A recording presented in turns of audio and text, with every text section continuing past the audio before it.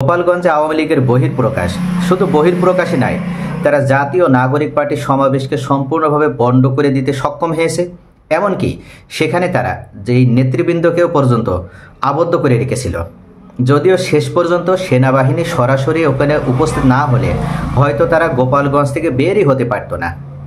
এখন পর্যন্ত তারা সেনাবাহিনীর সহায়তায় বা সেনাবাহিনীর গাড়িতে করে তাদেরকে বের হতে হয়েছে।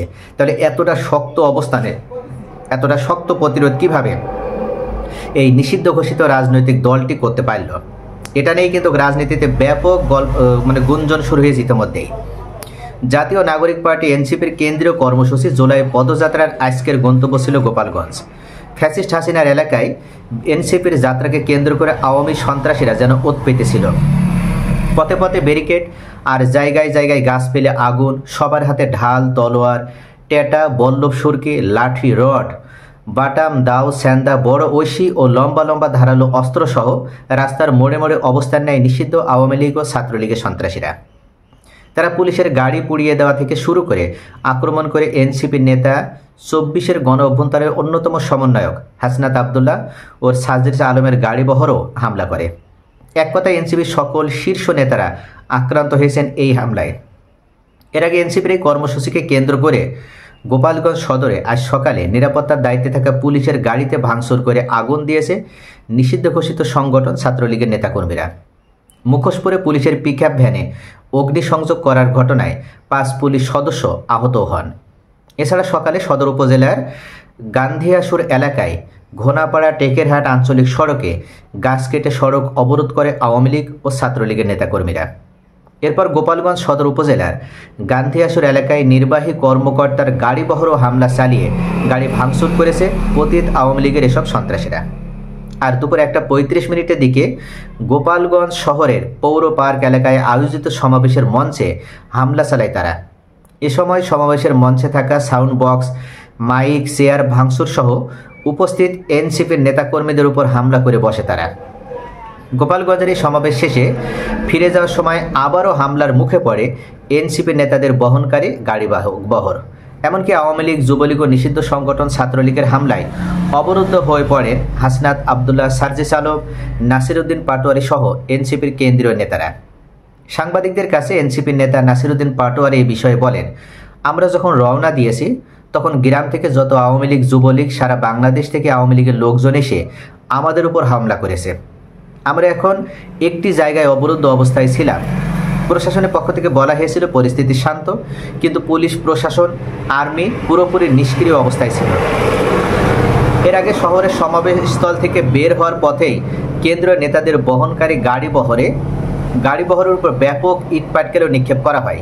সেই সময় পরিস্থিতির নিয়ন্ত্রণে আনতে ফাঁকা গুলি ও টিয়ার গ্যাস নিক্ষেপ করে পুলিশ ও র্যাবের পাহারায় এনসিপির নেতাদের শহর থেকে বাইরে বের করার চেষ্টা করা হলেও ব্যাপক হামলার মুখে তাদের আবার শহরে ফিরিয়ে আনা হয়।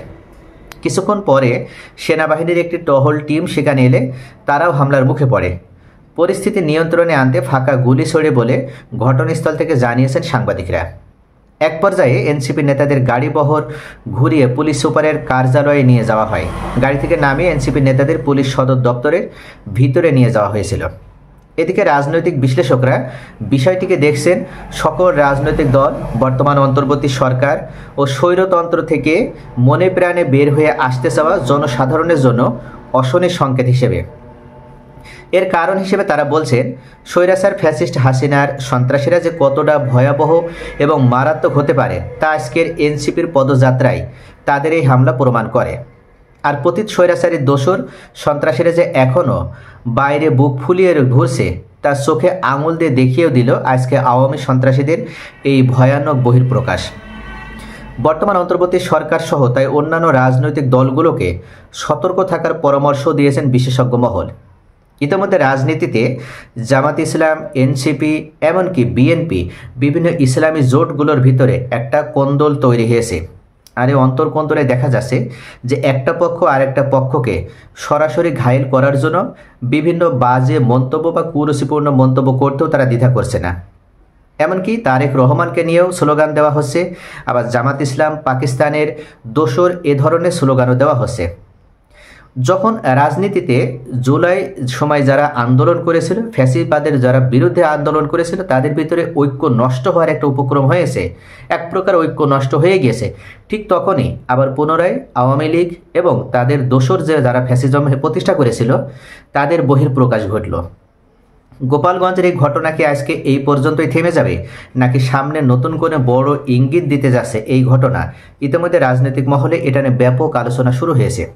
বিশেষজ্ঞগণ বলছেন, যদি জুলাই আন্দোলনের সহযাত্রী হিসেবে যারা ছিল তাদের ভিতরে কোনো ধরনের ফাটল ধরে, ঐক্য বিনষ্ট হয়, তাহলে এটাকেই সুযোগ হিসেবে ব্যবহার করে আবারও সেই ফ্যাসিজমের দোসর হিসেবে যারা ছিল তারা পুনরায় পুনর্বাসিত হবে এবং দেশটিকে আবার তারা নৈরাজ্যকর পরিস্থিতির দিকে ঠেলে দিবে। তাই এটা থেকে তাদের রক্ষা পেতে হলে এবং নির্বাচন একটা সুষ্ঠু, অবাধ এবং নিরপেক্ষভাবে অনুষ্ঠিত করতে হলে অবশ্যই সকল রাজনৈতিক দলের ভিতরে ঐক্য সুসংহত এবং ফ্যাসিজম বিরোধী এক প্ল্যাটফর্মে এসে সকল দিক থেকে ঐক্যবদ্ধতার ভিত্তিতে এবং ঐক্যমতের ভিত্তিতে যতক্ষণ পর্যন্ত না তারা সঠিক কোনো সিদ্ধান্তে উপনীত হতে না পারছে, ততক্ষণ পর্যন্ত এই ফ্যাসিজমের বহিঃপ্রকাশ বা ফ্যাসিজম ফিরে আসার সম্ভাবনা থেকেই যাচ্ছে। ইতিমধ্যে আইন শৃঙ্খলা পরিস্থিতির অবনতি, এমনকি আইন শৃঙ্খলা পরিস্থিতির এতটাই অবনতি হয়েছে যে বিগত আওয়ামী লীগ সরকারের সময়ও এতটা খারাপ পরিস্থিতি বাংলাদেশে ছিল না, যার কারণে এটাকেও কিন্তু সুযোগ হিসেবে গ্রহণ করে আওয়ামী লীগ আবার পুনর্বাসিত হওয়ার চেষ্টা করছে। তো প্রিয় ভিউয়ার্স, বিশেষজ্ঞগণের ইতোমধ্যেই এই বিষয়ে তারা অশনি সংকেত হিসেবে এটাকে গ্রহণ করছে এবং উল্লেখ করা হচ্ছে যে এত বড় আক্রমণ যেখানে পুলিশ সেনাবাহিনী থাকার পরও হয়েছে এবং জনগণ রাস্তায় নেমে এসেছে এবং দফায় দফায় সেখানে তারা মুখোমুখি অবস্থান নিয়েছে, এনসিপির শীর্ষ নেতাকর্মীদেরকে তারা অবরুদ্ধ করতে পেরেছে, এটার মাধ্যমে তাদের শক্তিও তারা প্রমাণ করতে পেরেছে। আর এই কারণে আওয়ামী লীগকে নিয়ে যদি এখনও এই রাজনৈতিক দলগুলো ভুলে যেতে চায় বা আওয়ামী লীগ ফিরে আসার সম্ভাবনা নেই এটা যদি মনে করে, তাহলে এতে করে কিন্তু তাদের জন্য এটা অকল্যাণকর হবে এবং তাদের জন্য ক্ষতি নিয়ে আসবে।